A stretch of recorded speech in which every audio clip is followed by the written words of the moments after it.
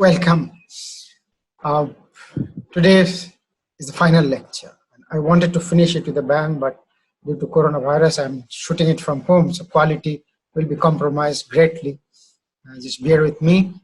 Number one. Number two, since this is the final lecture, I'd like to request you to send all your queries, all your questions, all your complaint in one single mail to me so that I can take it up with the administration, or I can review the entire thing realistically and then take actions. I'm assuring you that all your complaint will be taken care of. If there are technical mistakes, if there are mistakes in the assignment question, then I'm going to eliminate them from contention. So rest assured, justice will be done. Number two is about question paper in the final. The exam has been postponed with unspecified schedule. So we never know when the exams will be happening, but know that question paper will be exactly similar to the assignments.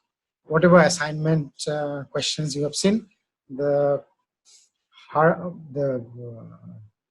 level of hardness will be similar, meaning that it will be as strong or as simple as the assignments. It will not be more difficult, and it may not be even easier either.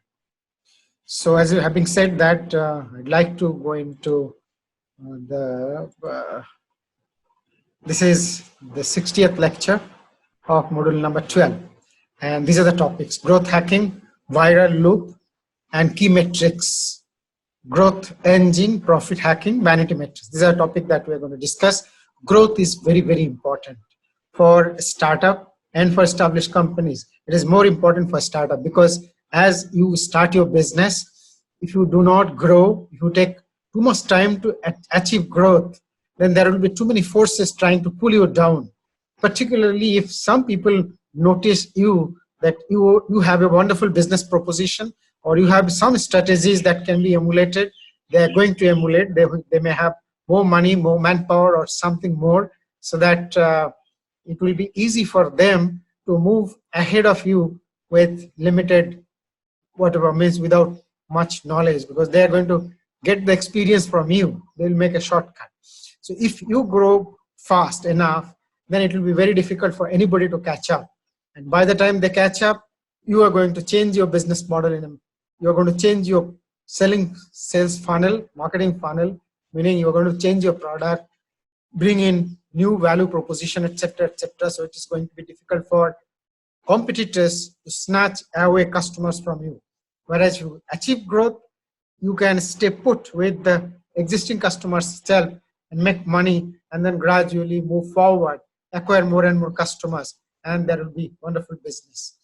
So that is why there is a saying, in fact it's a quotation: most startups don't fail at building a winning product, they fail at acquiring customers. Meaning that many startups, in fact majority of the startups, build wonderful products, but eventually they realize that nobody wants to buy their product. It is not because they don't have a wonderful product. It is not that people don't need that product. They fail to acquire customer. Eventually they realize that nobody wants our product. That may not be the fact. They fail to acquire customer. If they would be successful in acquiring customers, story will be absolutely different. And that is precisely why there is something called crossing the chasm. Chasm starts when the company starts growing, and then problem starts cropping up, because growth is complex. Growth brings complexity, and complexity brings failure. So it's kind of a catch-22 situation. You achieve growth. Growth demands many things from all business use cases, all business processes. Like larger number of customers demand more customer service, demand more after-sales service. Then your logistic may be overburdened. Your suppliers may not be able to cope up with the new supply, new demand. So multifarious problems will crop up. And unless you are ready, unless you bring everybody on board before growth starts, then it's going to be difficult for you to really manage growth. So the most important part is remain prepared.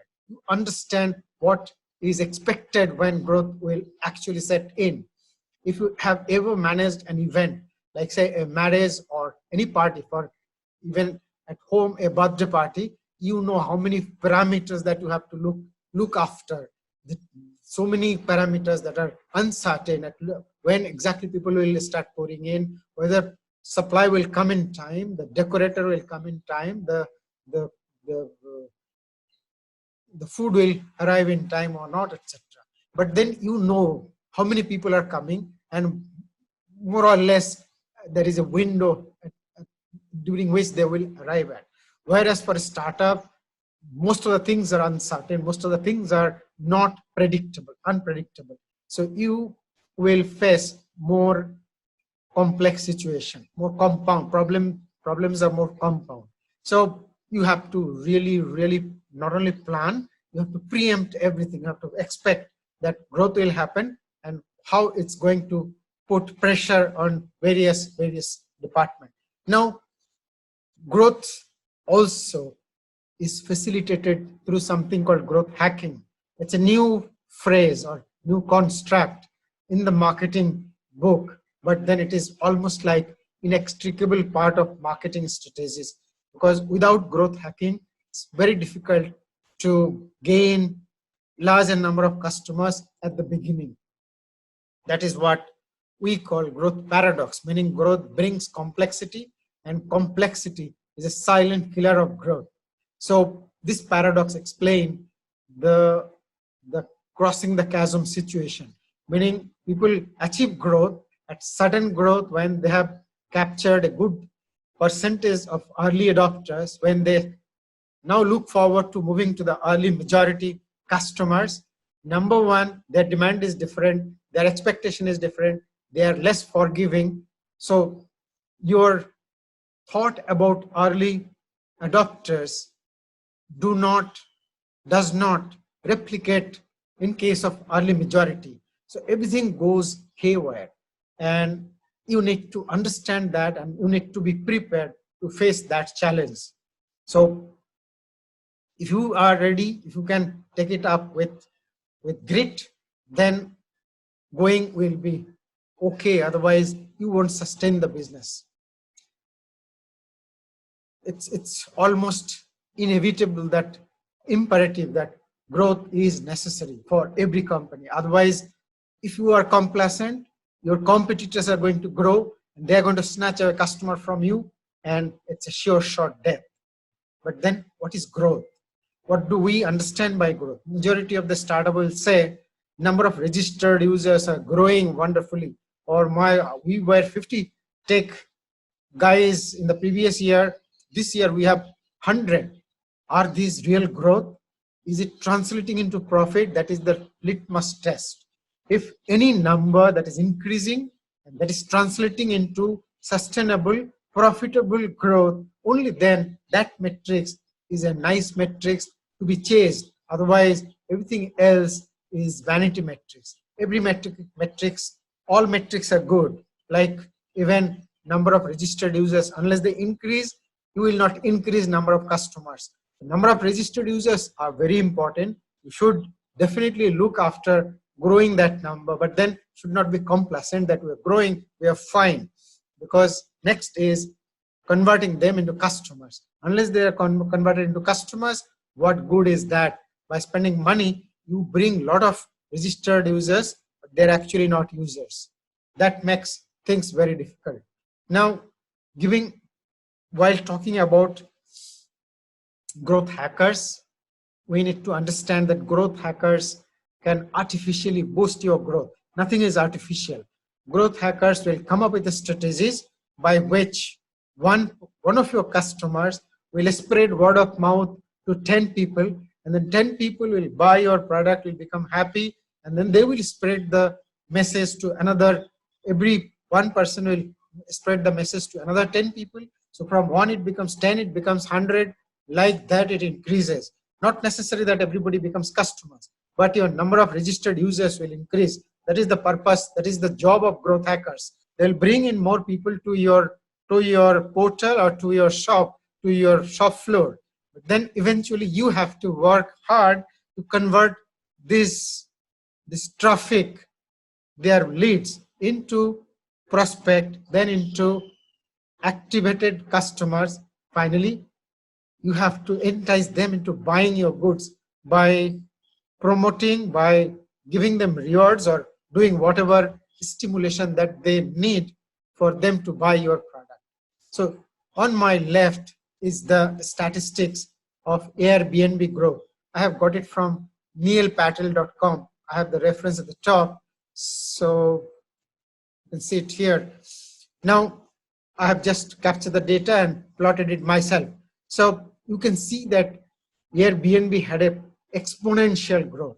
How did they do it? I'll come to that. We have a separate slide on this. But without growth hacking, it's almost impossible to reach out to people, even if you know that those are the exact people who are potential customers. First of all, it is difficult to know. Second of all, it's very difficult to reach out to them through whatever social media you think of. All of them will not flock at one place that you immediately will shout at them and then they'll come to know. But because Airbnb had this kind of exponential growth, Airbnb has become something like a $40 billion company in such a short time. Without growth hacking, it's never possible. In fact, without growth hacking, almost 90% of the companies will die even after raising significant amount of money. They will grow fast and very fast at the beginning, then suddenly there will be no growth at all. Facebook also at the beginning had similar kind of exponential growth. Of course, then once they achieved the growth, business become kind of sustainable. They started growing, but not in an exponential manner. Maybe they also adopted some kind of growth hacking, even taking over WhatsApp. Maybe one of the process of growth hacking. Growth hacking is anything that you do to get a huge customer base. So WhatsApp had a huge customer base. When WhatsApp was valued $1.5 billion by venture capitalists, Facebook bought WhatsApp paying $19.5 billion. That's a humongous premium over market valuation. Why did they do it? Because they wanted growth. Number one. Number two, they realized that if they don't buy WhatsApp, perhaps WhatsApp will kill Facebook. Whatever is the case, that is how growth hacking is so very valuable. That is why Facebook is so valuable company today. This whole thing that you see on this slide, little cluttered, but this precisely explains growth hacking or growth strategies as a whole. Growth hacking is part and parcel of marketing strategies. So growth hacking is not something in isolation or away from whatever you know of today. So growth hacking is part and parcel of marketing strategies. Now, suppose you are starting the business, you have developed a product, is customer validated, everything is so perfect. You have a wonderful go-to-market strategy, meaning that you have product market fit, you have a superior value propositions, and customers are going to come and buy your product. It's almost like that. And you have defined a sales funnel through which customers will come in and you will entice them, or you will design some schemes for them so that they move from one step to another step, finally become customer. That is not the final. Finally, they become your marketer, meaning they put across word of mouth to their friends and relatives, and other people also come without you having to spend customer acquisition cost. You get customers. So you start with go-to-market strategy. You have a wonderful strategy. Without wonderful strategy, it's not going to work. You must have a product that customers are willing to buy. If you do not have a product that customers are willing to buy, whatever strategy that you apply, you are not going to be successful. You will get some customers at the cost of initial customer acquisition cost that will never ever translate into revenue, into profit. Even if it translates into revenue, you are going to burn increasing amount of cash and not really make money. Next is growth hacking. Now you have the product in place. That's a wonderful product. You need to tell people, the right people, that you have this value proposition. Come and enjoy. So you have to now have a story. maybe in YouTube, maybe in some other social media. You have to be able to like Dollar Shaving Club. They had a 30 seconds video, and then in the first night itself, there were something like several thousand, tens of thousands of registered users. So you must have similar kind of a story so that people come to know, not only come to know, the story resonates with your customers. The customer feels that yes, they need to buy this. They need to know more about it. They will be aware, and then they will start moving through the sales funnel. So you have the sales funnel. Now you have the story. Now you have made some promise, but then you over deliver on the promise. Whatever you promise, let the customer get a wonderful experience that's called user experience. So you must know what is going to excite them, what is going to make them feel that, oh my God, I didn't expect this. This is wonderful. So that they go to their friend and tell them, I have this and I didn't expect to get this, but somehow I am so very enamored to get this. So that, they will put across word of mouth, and that with that, other people will come to get to know more about it. They also will have the similar experience. So they are going to tell to other people. It becomes viral. That is how your product or your marketing initiative is going to become viral, and increasingly, exponentially increasing number of people get to know about your product, and then they come, and then you come up with some schemes through which customers or prospects become enticed or become attracted, and then they buy your product, and then they push across or spread the positive word of mouth. Eventually you buy more, more and more customers purchase your product. But then for all growth hacking, for all marketing needs in today's world, you need data. You need data as to who are buying your product, who are visiting your site, then who are the people who are not translating into customer, who are translating into customers. If some people are translating into customers, why are they translating? If some people are not converted into customers, why they are not converted?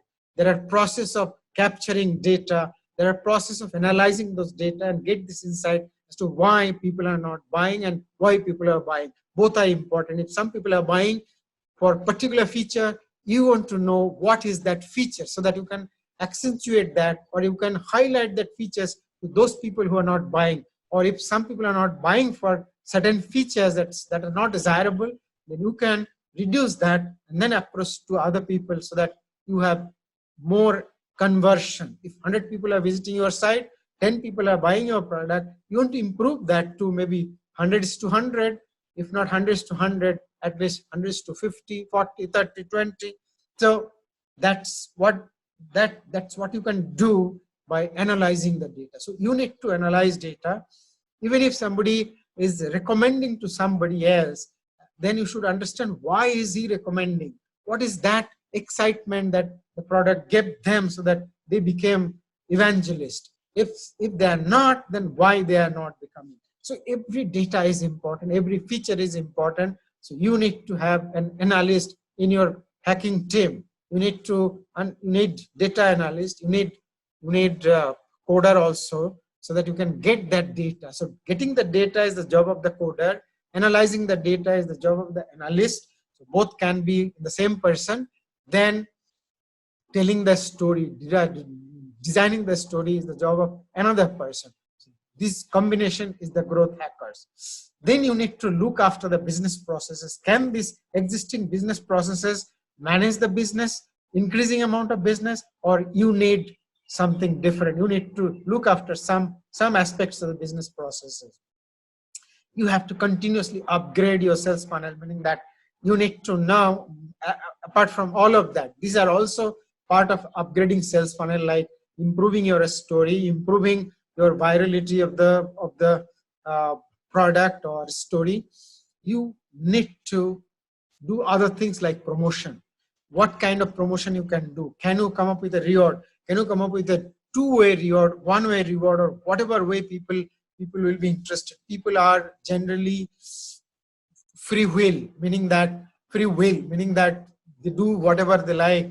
you cannot predict. You cannot have a trend analysis that people are like that. Not all the people are like that. So people are actually kind of unpredictable. So you need to gather data and group them into sections so that you can target them separately and then meet their unique requirement.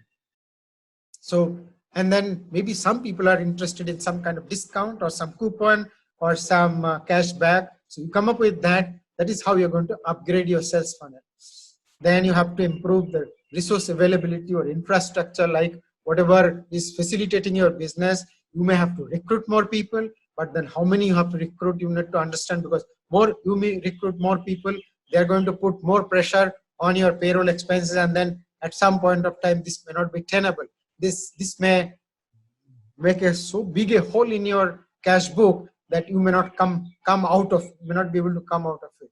Most importantly, or maybe similarly importantly, is the fund. Growth requires increasing amount of fund, and then when you are in need of fund, if you're going to plan at that point of time, you will never get the fund when you need. You need to plan at least 6 months ahead. Only then you can get fund when you really need the fund. Keep the fund ready. Don't draw the fund unless you need, but keep the fund ready so that anytime you need, just draw the money and move forward. Growth hacking, Neil Patel has said that there are 7 steps or 8 steps. I have blown it up to 10. All are important. So it starts with first point, and I said this is the most important point, that you must make sure that you build a product that customers are willing to buy. There will be some people who are willing to buy, otherwise nobody will be. You cannot create people, you cannot create intention in the people to buy unless people actually have a pain and you are solving that pain. Then you have to sharply focus on the segment, define the segment so that none within the segment is unwanted people. You don't want to unnecessarily sing a song to somebody or tell a story to somebody who is not a potential customer. Even within the segment, some people cannot afford your product. Don't just try to eliminate them from the segment, so that you approach to people who are directly interested to buy your product. So conversion rate will be very high. Your effort will yield much better result. Then position the product according to their taste, according to their liking, according to their choices, etc. So that it's you hit the bullseye rather than hitting or instead of throwing a dirt in the dark.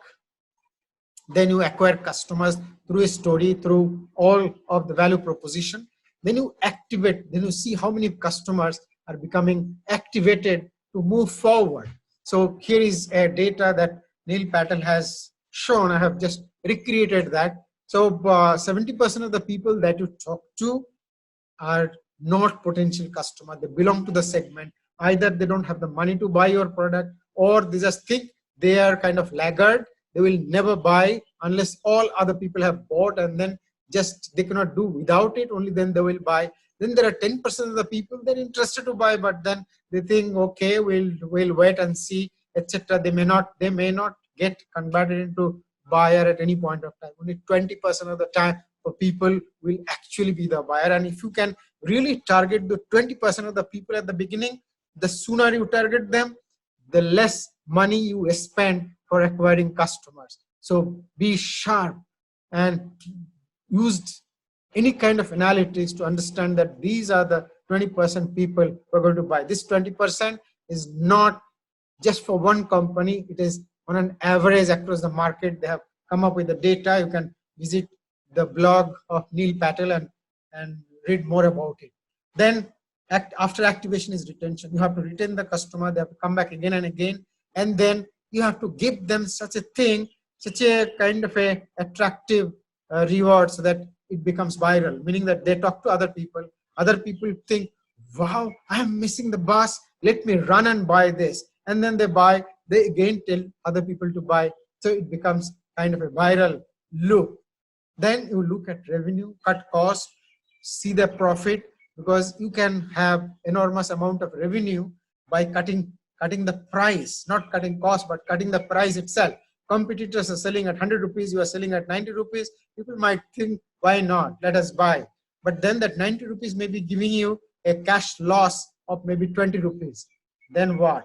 So you need to understand, are you increasingly burning more and more cash, or gradually as the sales goes up, you are actually reducing the cash burn? So have an eye on profit, have a sharp eye on profit. So once you have achieved certain level of growth, then you need to understand how to cut cost, how to increase the price, so that the gap between sales and cost is reduced over a period of time. And continuously improve, continuously try to improve your product, so that your value proposition always improves and your competitors always remain chasing you, behind you, not ahead of you. That's very important. Growth needs planning. That's what I started by saying. Without planning, you really cannot organize whatever it takes to sustain the growth. So try to sustain the growth as much as possible. Try to improve your infrastructure. Try to engage as many people as possible. But then as you recruit more and more people, you are going to see that the moment the growth is going to taper off, these people are going to put more pressure on your payroll, and eventually it's going to be difficult to sustain your business. And there are wrongly motivated people who are going to put more pressure rather than helping you. So you should be very careful about putting higher logistic, recruiting more people. They should eventually translate into more revenue. Only then it makes sense. Most importantly, you need data. You need to analyze the data and then pinpoint where focus is necessary, where you actually need to put your attention to, which customers are actually recommending, why they are recommending, what can be done, what kind of reward is working for you, what kind of reward is not working for you. All that is going to help you to acquire more customers. Analytics should help you to get the right data, do the right analysis, and you may be able to take the right decision at the right time. Taking decision without data is almost like throwing dirt in the dark. Not almost, like it's like that. And this data is going to give you the external challenges as well as internal challenges. Internal challenges is all that is putting pressure on you, your cost, your infrastructural requirement, your employee, your suppliers is external, and then market is external. So challenges are from competitors as well. You need to understand the whole scenario. Only then you will be able to cope up with the demand for the growth. If you can sustain the growth, then all those additional infrastructure, additional people can be easy to manage. But the moment the growth tapers off, you are in for trouble, and it's going to cascade. It's going to have a domino effect, and it will compound the problem every day, and then going will be difficult very soon. Best thing is that growth can be planned. Like, you can hire growth hackers. You have to work with them because growth hackers will bring in more traffic. You have to convert them into customers. They will not convert them into customers. That is very important. Remember, founders must work closely with growth hackers, because growth hackers may not have the same vision. They may not share the same vision. Like, they will use ethical, unethical means to bring in customers. You as a founder have to take care of the ethics issue, of the extent to what extent they can go, at what level of growth you will be comfortable. Growing beyond comfortable level will never be manageable. So let us not target that. Growth hacking is new, but then this is something that without that, even established companies cannot grow nowadays. So as I said, hackers bring you traffic, it generates leads, but you have to work with them to really convert them with true customers. Now, there are three kinds of hacking. Hacking per se is a negative word. When somebody says that my accounts has been hacked, so obviously you mean that somebody tried to steal the money or steal passwords. So hacking has different connotation. What is the positive connotation? Positive connotation is something like, say, government of India is trying to understand what can actually improve the lot of the poor. Some people are at the bottom of the pyramid. What is their purchase behavior? What is their income pattern? There may be many information that government of India may be interested in to improve their lot, to design a scheme that will help to pull them up. Or maybe our defense tries to gather data about potential attack, maybe from outside or maybe from a terrorist organization or something. These are all positive hacking. They may be neutral, like, say, a company captures data from customers without the knowledge of the customers. They take your email address, they capture the data on your visit, on your line of action when you visit some website. Then there are negative connotation that is used for stealing data. Obviously, it's not something that is desirable, something that is ethical.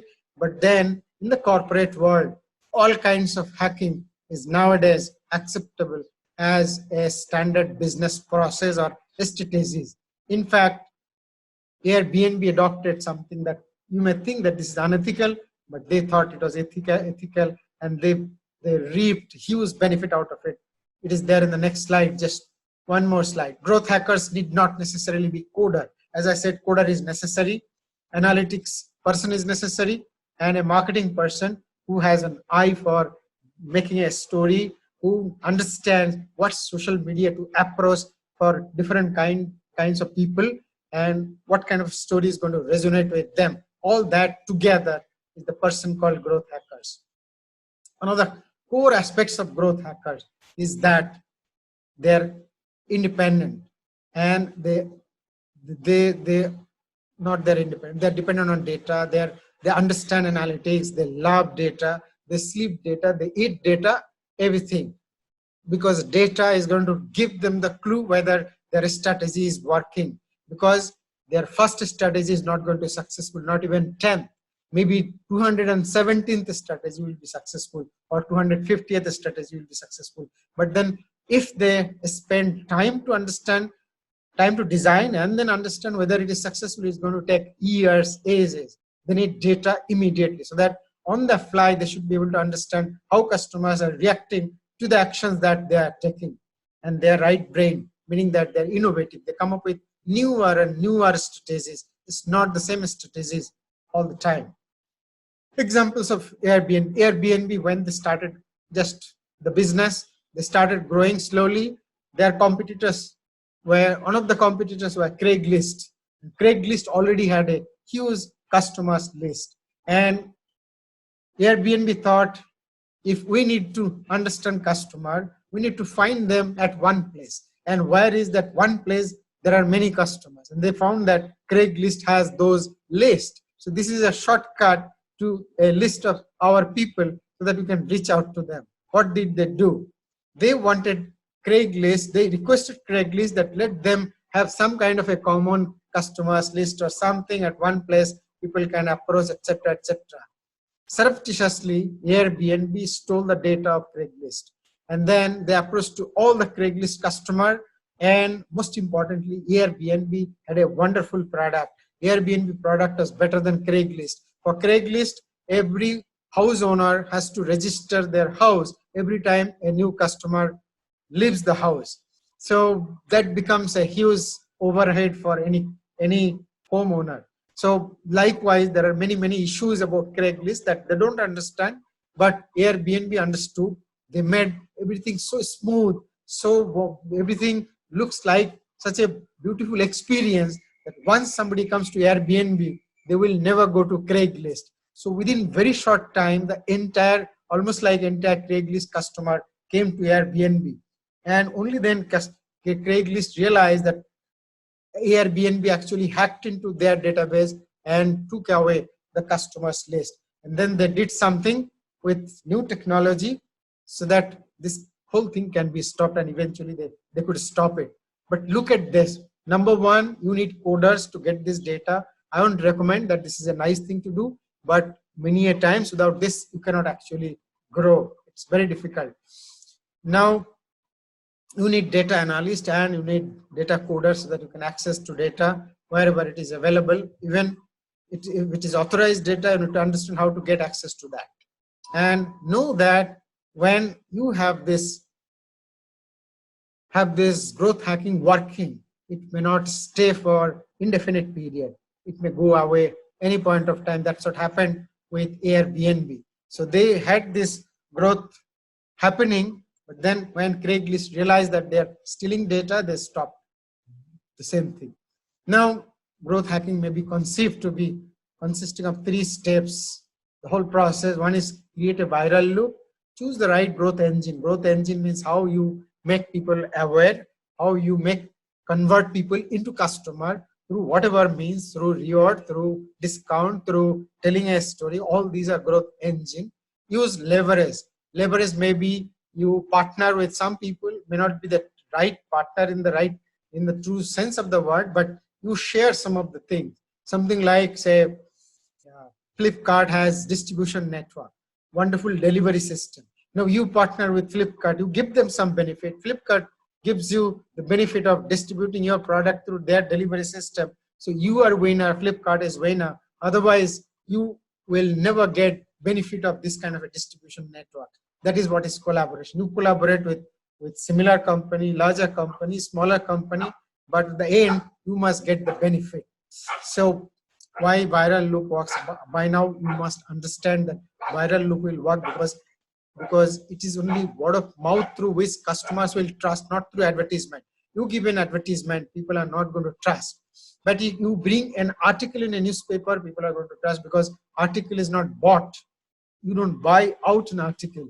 It is published without you influencing it. So people have more trust. All these are viral loop. It's going to definitely work.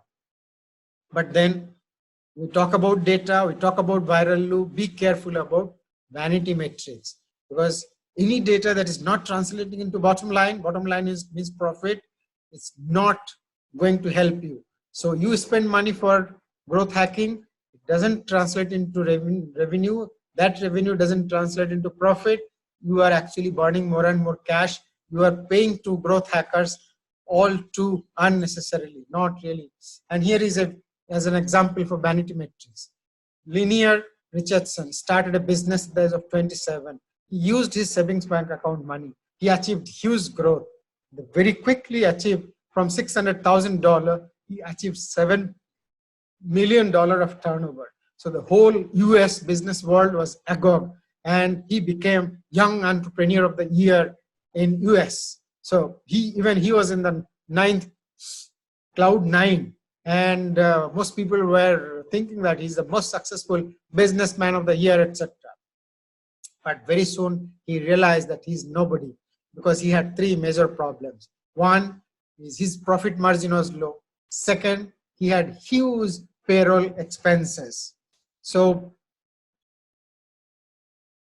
he had a lot of payroll cost, which was burning a hole in his cash flow. Third, he was achieving more sales, but the sales proceed, the dollar was not coming back to him. The buyer of his products were telling him that wait for a while, we'll pay back, we'll pay you. The distributor was telling, we'll pay you, don't worry, you just keep on supplying. So at some point of time, he found that there is no money to pay for the supply, no money to pay for salary. So he had to close the business. There was no other alternative but to close the business. So that is why he says, cash is not the king, cash flow is the king. You must have an eye on cash flow. Cash should come in, and that is why understanding cash flow is your capability to estimate cash flow is so very important. Ultimately, he had to sell the company. He's a good man now, but whatever is the case, that is the message about vanity metrics. So this is again discussion about sales funnel. You can just pause and read them. I'm going to send the slides as well. I'll not spend too much time because it's already half an hour time. There is something called lean sales funnel. This is the traditional funnel, but if you can make a shortcut, if you can make your story viral, then you will have a shortcut. You don't have to bring people from the lead level. You can bring people from qualified prospect because they have come here with a positive mindset, because They have come here with hearing some word of mouth from a actual buyer. So they have already trust. So you have a shortcut. You have a shorter lifespan for the time for them to become a qualified prospect, become a customer. It's a shorter path. So you have to. Now we talk about a lean marketing funnel, the same thing, but here everything is done in a lean manner so that you end up spending less and less money. It's the same thing like previous slide, but the fact is that the word of mouth reduces your cost of customer acquisition and shorten the time for any new customer to move through the funnel. Eventually you make more money. That is how it is lean startup. But then how this referral system works so that it becomes a viral loop, there are many points. All have been discussed. Just be polite. Never forget to say thank you to them. Remember their important dates like birthday, like whatever is important in their life, like their anniversary, etc.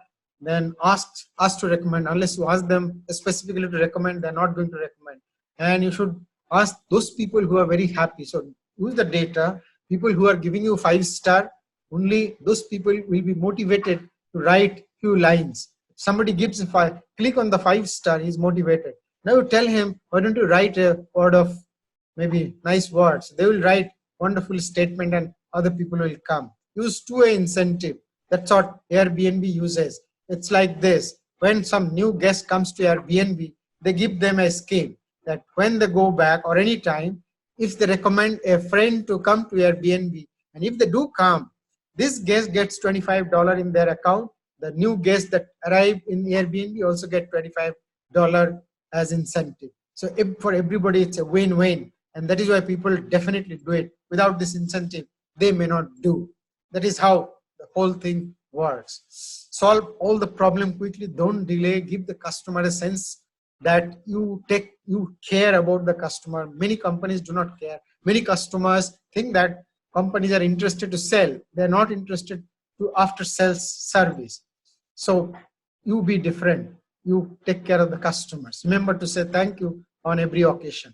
And when you gather data, you need to understand what is actionable data. Actionable data are those data on which you can act. Suppose you get some kind of data like some people are happy, some people are not happy, etc. You won't be able to act. But if you know that so and so feature of your product is making people happy, some people happy, that data, you can act upon that data and then accentuate that feature or whatever, reduce the price or something. Then data should be accessible to everybody.